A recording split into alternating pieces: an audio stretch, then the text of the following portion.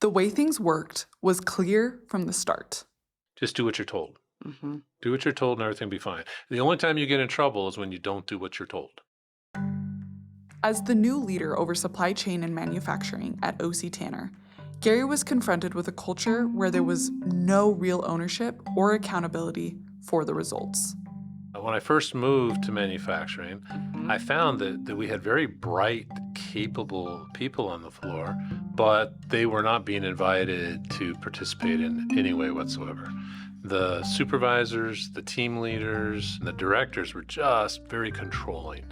When I would talk to people about the output, they were like, well, I don't have anything to do with the output. It's the manager owns everything. Safety, quality, efficiency. I'm not involved. I was like, are you kidding me? You're touching every piece. Right. You own it all. So how do you change a culture like that? That's what we're talking about today.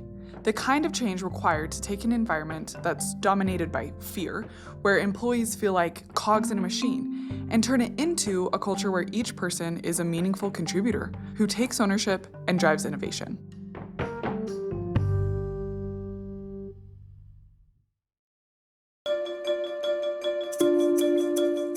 Welcome to Leading Outward, the Arbinger Institute's podcast, where we explore the tools and ideas we've used for over 45 years to help people solve their toughest leadership and organizational challenges by leading with an outward mindset, seeing people as people. I'm McKinley Otterson.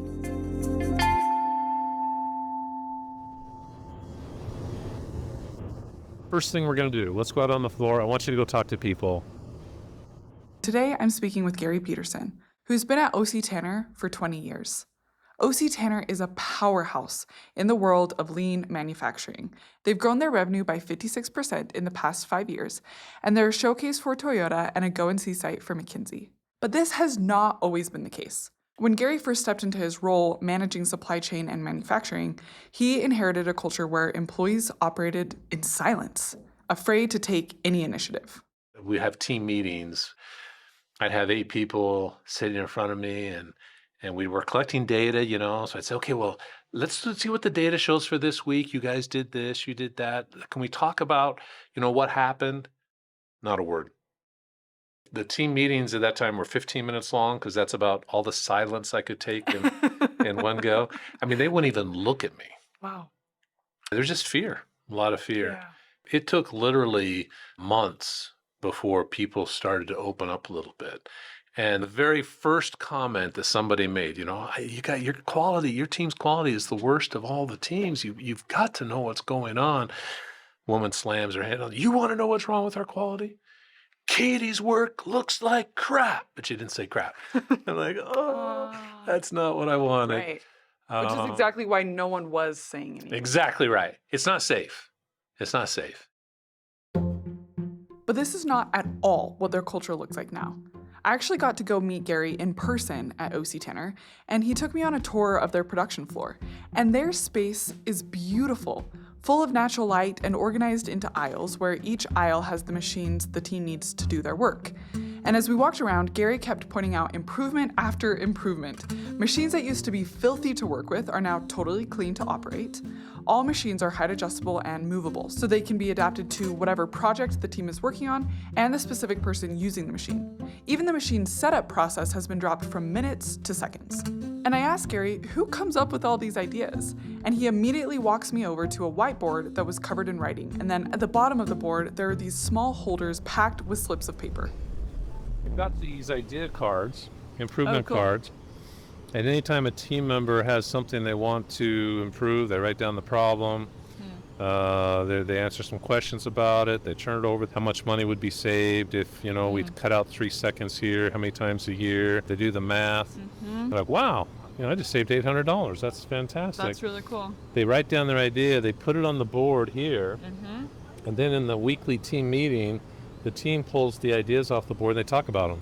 Cool. And the team decides which ones to implement. The team decides which ones to implement.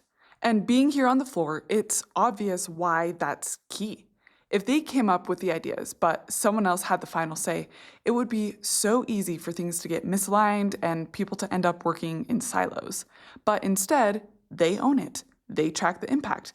They make the decisions because they're the ones who feel the effects firsthand, and they're the ones who know exactly when and how to roll out these changes in practical and sustainable ways. That's how everything changes.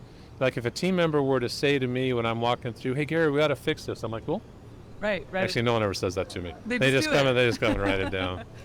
Okay, this seems critical too. The team isn't just throwing ideas into the void, hoping that Gary or someone else in leadership takes notice.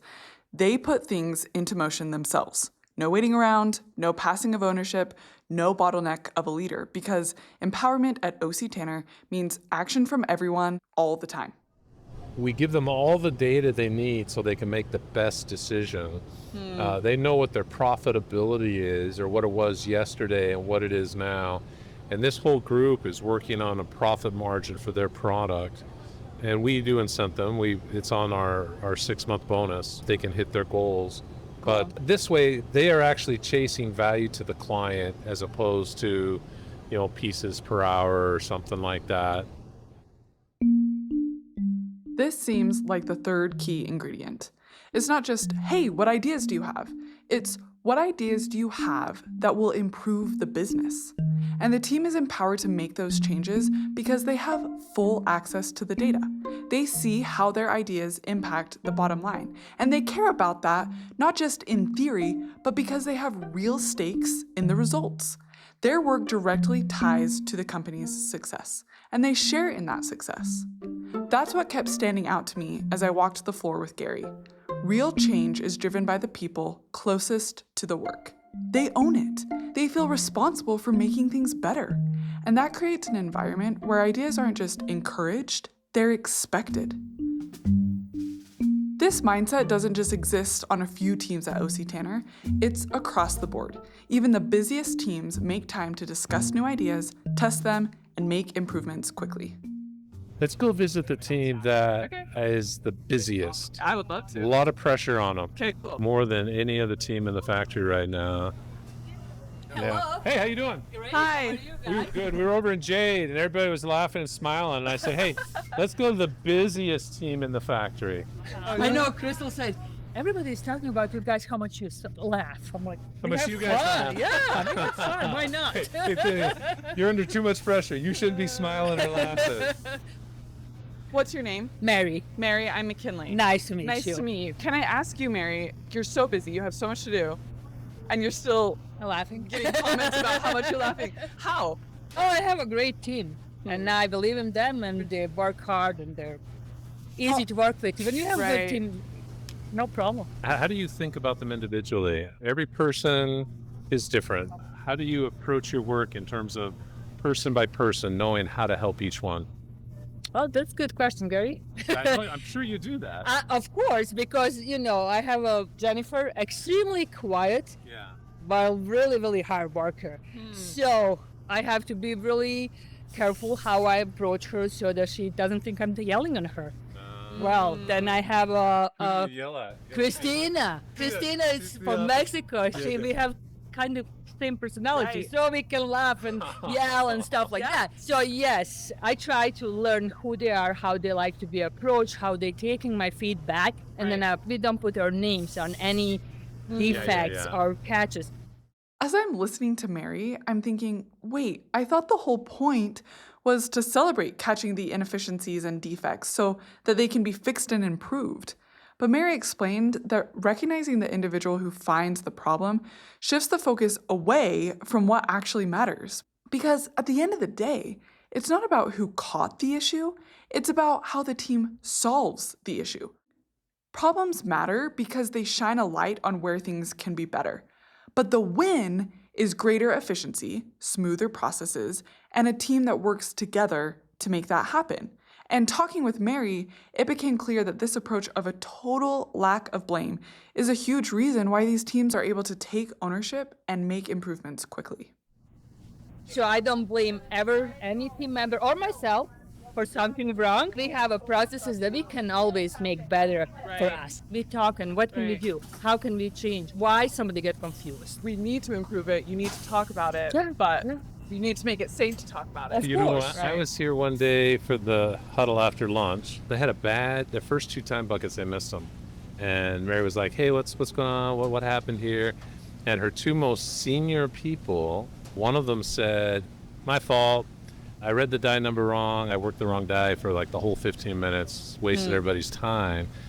I can't remember if Connie said that or Emma said that. Emma was. But Connie said, no, not your fault.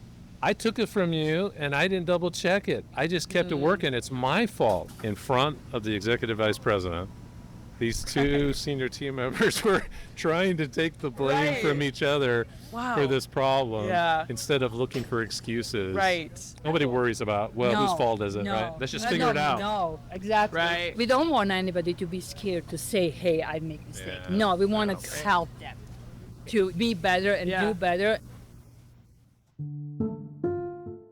Thanks for sharing. Thank So nice you. to Thank you meet for stopping by. Best team ever. Yeah. Mary is a team leader, Uh-huh. but she's not in the team. The team is making all the shots. There it is again. Mary's the team lead, but the team doesn't wait on her to step in. They are fully empowered to take action on their own. And that's what leadership looks like at OC Tanner. It's not about catching every issue or making every call. It's about building a team that can do that themselves. What was the beginning of this journey? Well, maybe your listeners won't believe this is true. And you don't even know this. You didn't know this before you came here, I don't think. But everybody read Leadership and Self-Deception. I did not know that. My rings manager, Dustin Ott, brought it to me one day. It was still pretty hot off the press, so a couple decades ago. And he says, hey, I'm not giving you this book because I think you have a problem. That's the standard. Yeah. I'm giving it because I think you really like it. Leadership and Self-Deception was first published by the Arbinger Institute over 20 years ago. And it talks about how when we're self-deceived, we don't see people as people with their own needs and concerns. And how when that happens, we end up working against the very results we're trying to achieve. And I read it. It's like, holy cow, it changed my life, literally. How so? You're reading and it's interesting until it connects. Once it connects, then all of a sudden it becomes very real to me.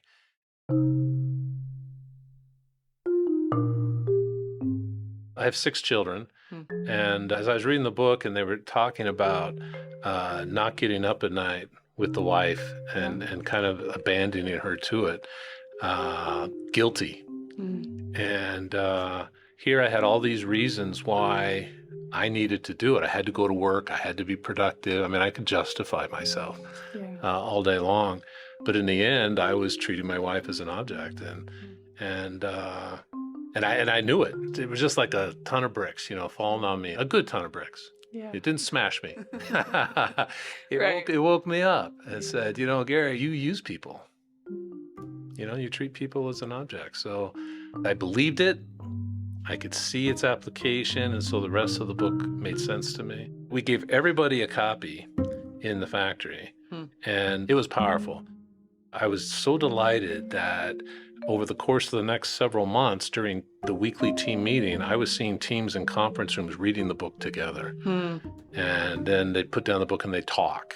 So at the same time that I was starting to teach these teams about how to be a team together, how to talk about issues, I was also sitting down with the management and retraining them on, being more of a coach and more of a teacher, more of a mentor, which they had no interest in doing. I think a lot of the production managers and supervisors thought, I can outlast this guy. He's not going to last. I'm a survivor. Eventually he'll just go away and I can go back to how I was. Right. There was fear on both sides. Management thinking, I don't know how to succeed in this environment that you're describing. I'm not sure I believe this environment you're describing is actually good. There wasn't a clear message from the top that this is what we're doing. There were questions at the top. Is this the right thing to do? Are you sure about this? And even our CEO at the time, I got called into his office a couple of times. Explain empowerment to me, because it sounds like everybody's just putting off the solution until someone in the corner is forced, to call it. So I was always a little bit off guard. I was a little bit afraid. I was running a lot on fear. Like, is my job really safe? If I take this next step, am I going to be okay? So that's what we had. So it took a long time, but we've turned it upside down.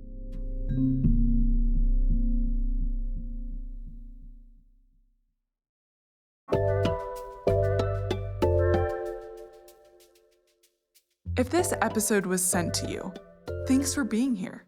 That means someone in your life listened to this and thought of you, which is such a gift to have relationships like that. And if someone has come to mind while you've been listening, it's probably because what you're hearing could help them solve points of friction in their life. So care enough about them to share this episode.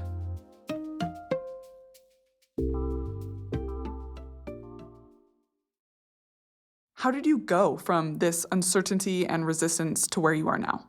At one point, we decided that we had to do something to get team members to realize they do control quality. They do control efficiency.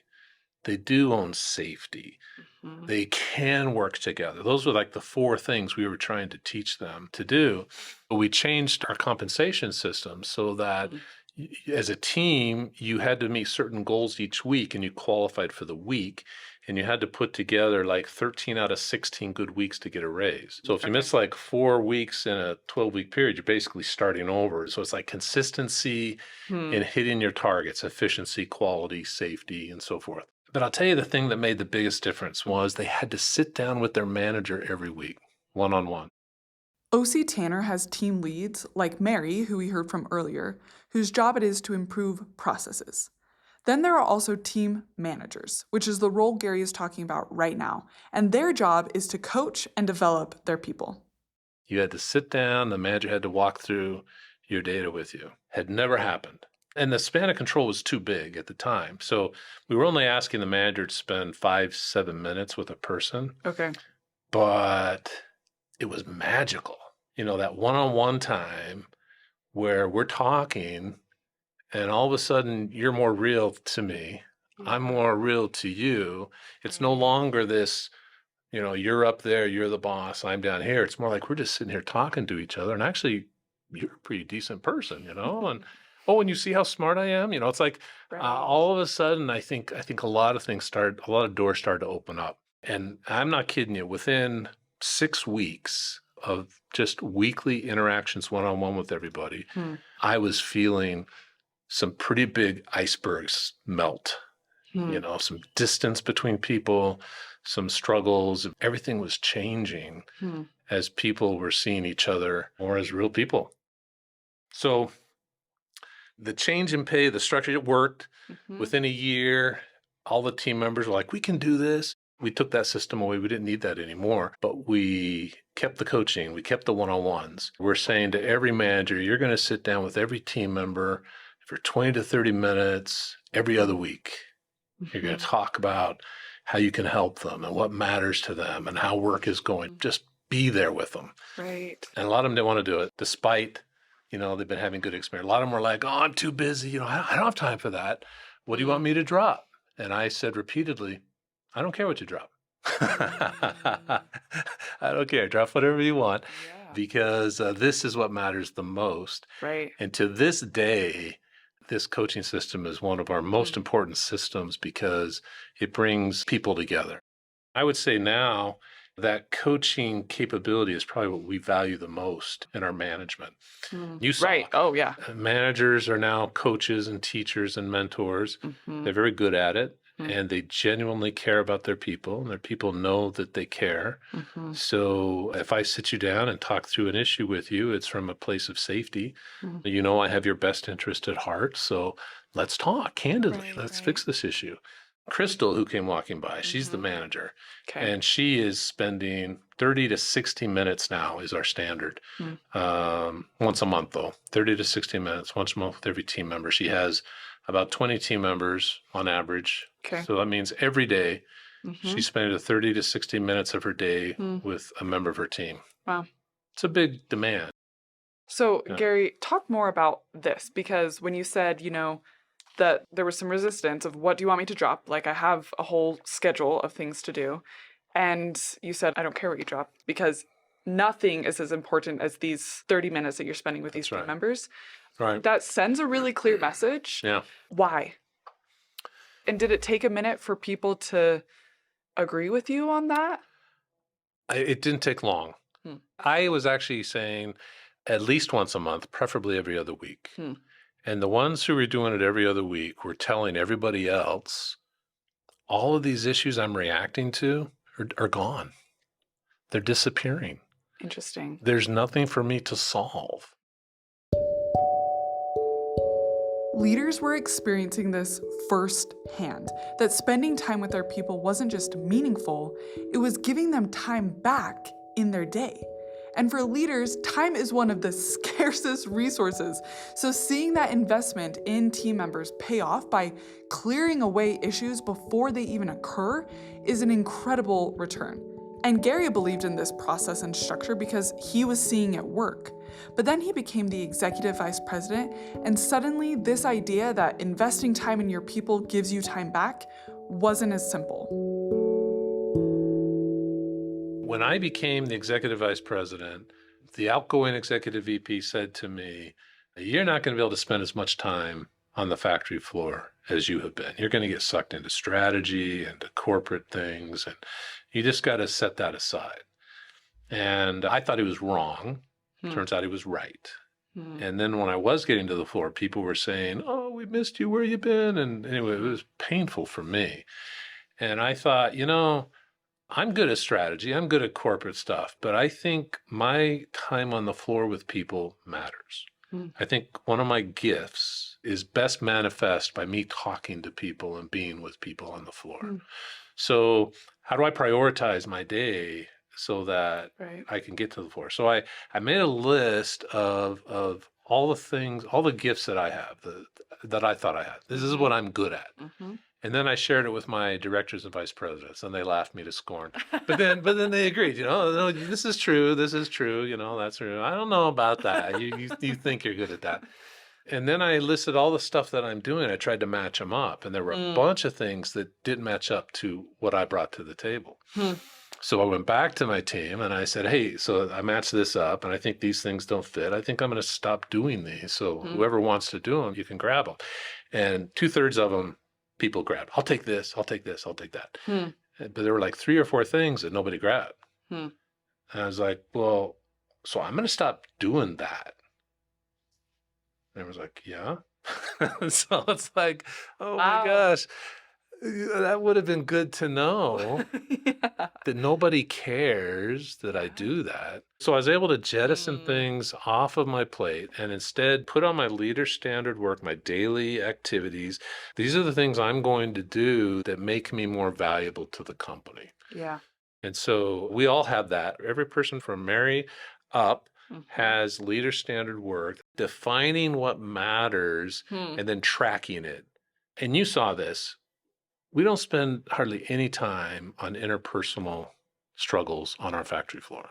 How much time do you think interpersonal issues was taking initially? Oh, I think it was taking all day. Maybe not dealing with it all day, but all day long dealing with the ramifications of these 3 people who were in turmoil. Yeah. And the hit that gives on productivity in a 4-person cell when 3 of them aren't getting along. Right. We believe that the people closest to the job are the ones best suited to make improvements to the job and to drive the job. And if you're not seeing eye to eye, then how do you do that together? Teams make better decisions than individuals do. You get a good group of people together, especially if they're diverse. You noticed on the floor we're incredibly diverse, different backgrounds, different upbringings, different languages, whatever it is, they come with a different view. And what are you thinking? Wow, it's different than me. That's interesting. Say more about that. If I can get them talking like that, man, good decision making. I never even thought of it that way. You know what I mean? Right. But there's not going to be that desire to even communicate like that if you're really annoyed. That's right. That's right. I'm not talking to you. And now, there's a problem here. But I can't talk to you about it because we're not speaking. Yeah. I think it's a big deal. How do you, as the leader, actually ensure that people are working in this way? In the terms of this coaching, I say to everybody, this is what you need to do, this is what you're going to do, and then I go do something else for a month, and I come back and 2 people have done it, which is probably your normal, 18 people have not done it, because they were just waiting to see if it was really going to be a thing. And when I never asked about it for a month, they just let it slip. But now I try to say, look, I really want you to do it this next month. It is harder to get it going. It is much less effort to say to everybody, look, you're going to coach at least once a month, preferably every 2 weeks with everybody for 30 to 60 minutes. And then to come back 2 days later to circle around with everybody. You have 20 people, so you should have already done 2. How's that coming? Right. And then the ones who haven't done any circle back the next day. It sounds like a lot, but it is a lot less effort than waiting to the end of the month and trying to get it all going again. I think momentum is the most important thing. Once you start doing something, if it's really right, you got to stick with it. Did this momentum get picked up by other people in the organization? Because I'm just thinking that this is way more than just one person can do. I found rather than trying to change the whole organization at once, it was better to go to a group that was interested and willing and who I could work with, start to do excellent things. And other people are like, that looks good. They're excited. Tell me about that. Yeah. You want to do that? I can get them involved. And you're always going to have your outliers, the cave dwellers. And I spent too much time in the early days trying to convince the cave dwellers to get on the boat. I was in a big insurance company out east, helping them with some of their continuous improvement ideas. And I was in a customer service huddle. There were about 20 some odd people, 17 of them fully engaged. The manager or supervisor, I don't know who it was up there talking. Everyone was like, yeah. And then there are 3 people at the back with their arms folded and they were grumpy and they were just like scowling. And I just kept looking at them because they were so different than the 17. Right. And the manager came down to me afterwards. I'm sorry. I noticed you saw my 3 people. I said, no, sorry. I'm fascinated by them. They've lost. They used to control the narrative. They used to be the ones who, oh, come on. Everybody, yeah, what she says. And they can't figure out how they lost it. How did this slip away from me? And now all of a sudden there's 17 people who don't care what they think. They really only have 2 options at this point. They can either get on board or they can go work for some other company who is fine with the scowling and the growling. Now, I do think it's totally legit after that huddle to go to them individually and say, how are you doing? You want in? Can I get you in? How can I help you in? Right. Give them an invitation. Yeah, I think you got to keep inviting. Then they get to choose. You know, I don't want in. And the people who don't want in to something like that, I worry there's something wrong in their life. They need someone to pay attention to them and to show that they're interested in what's going on. Right. Sometimes they're not in a position to talk about it. You know, and that's fair. Life's tough. But where you got to spend time is these people who are like, let's try it. Yeah. Let's do it. I love it. You know, let's talk about it. Because they build momentum and they attract people. Big changes do not happen because everybody gets on board right away. Those big changes happen from the work of a small group of highly influential people who create energy around the change, which invites people in, builds more momentum, and gradually invites more and more people into that process. But an important component of momentum is making sure that the right things are in motion. At the Arbinger Institute, we talk about that as measuring our impact and adjusting our efforts based on the impact we're having. Because without those elements of measuring and adjusting, it's really hard to innovate. So Gary talks about this in context of why it's important to have those consistent check-ins while you're in the process of facilitating change. If you're not there and present and something's going wrong, like the instruction I've given isn't quite right. Okay. All right, so it's not hitting on all cylinders. It's a little bit uncomfortable. If I'm not right there, I can't see that. I can't hear that. People can't talk about it. We can't adjust it. Right. Instead, I leave them all month to struggle with this idea that really wasn't fully formed and wasn't really thought through. So if you really believe in continuous improvement, you've got to be willing to put something out there and then the next day challenge it. Is that as best we can do? What did you find when you tried to apply it that is better than what I told you. Yeah. Hey, everybody, she said, let's listen to this. This is what she learned yesterday. What do you think? And everyone's talking. Yeah, I found that too. Should we do that? That's part of the momentum building. It's you got to be in it if you really care about it. Mm-hmm. Have there been setbacks? Have there been things Yeah. that are like, oh, we shouldn't have done it this way, or this has made things harder? Yeah, I've been a ton of setbacks. We made so many mistakes, so many errors. But, I think that it also gave us a ton of growth. I made a huge mistake one time. I was in a tough spot. I ended up hurting a woman who was trying to challenge what we were doing. And I was too scared to acknowledge. And in the end, I had to apologize. And she wouldn't make herself available to me. So when I apologized, I was really apologizing to her whole department. And the only thing that made sense by way of excuse was, I don't know what I'm doing. And so here I fought her initially because I felt vulnerable. And the only way out was to make myself more vulnerable. Yeah.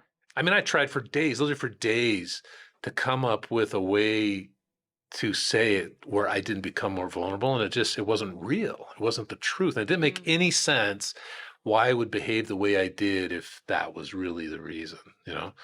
So I go in there, I make myself completely vulnerable to these people. And I thought, blood in the water, I was waiting for the pitchforks and torches, to come and get me.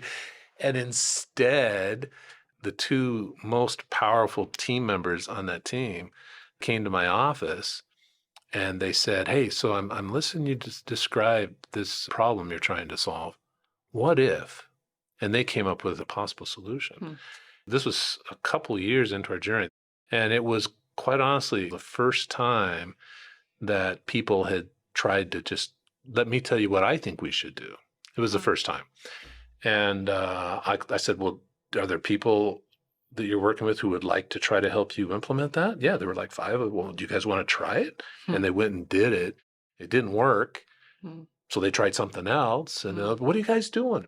It was like an atomic explosion in the sense that everyone's seen and everyone starts picking stuff up and running with stuff. Why? Because it turns out Gary doesn't know what he's doing. So we might actually be able to contribute here. Maybe we ought to get involved. And what I taught principles that we were trying to follow. What I didn't know how to do was how to actually apply, how to make the principle work. Me making myself vulnerable was the beginning of everybody taking ownership. And it spread like wildfire. And of course, a lot of preparation. It probably wouldn't have worked if I had done that 3 years earlier. Right. But now we've gotten to a critical place where we had solved a lot of other issues. We had taught a lot of problem-solving methodologies. We built a lot of things, and the people were ready to take off. I think mistakes became a big part of what drove us to becoming better. Yeah. That they maybe were setbacks initially, but then they actually helped the momentum. Yeah, I think so.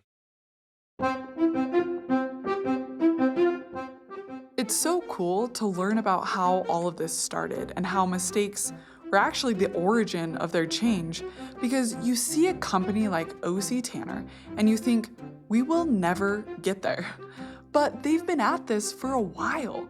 So for me, hearing how all of it started helps me remember that as rare as their culture is, it isn't impossible. You can replicate this. So everyone who comes in here on a tour, I have a timeline of all the things we've done over the last 30 years. Cool. And about 7 years in, there's the Arbinger training. And I say to them, are you familiar with this? Outward mindset, leadership, self-deception, and some people, and there's usually a few people like, I know what you're talking about. And I say, this makes a big difference because people just know I'm supposed to treat people the right way. I'm supposed to see people the right way. And man, it just makes everything easy.